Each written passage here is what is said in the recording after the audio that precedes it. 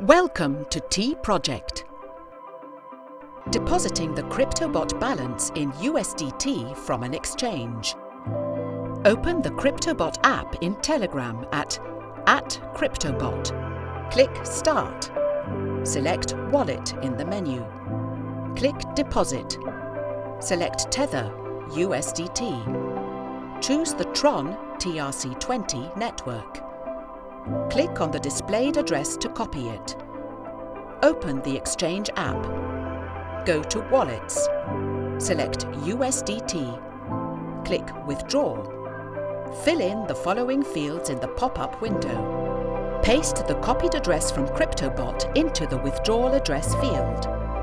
Select the TRX Tron TRC20 network. Enter the withdrawal amount. Note the network fee for the withdrawal. Confirm the withdrawal and follow all steps to verify your transaction. After a successful withdrawal, you will receive a notification about the balance update in Cryptobot within a few minutes.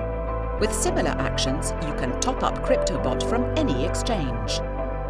Depositing T-Wallet balance in USDT via Cryptobot. Open the TProject app. Go to T-Wallet. Select USDT from the list of cryptocurrencies. Choose the bot network.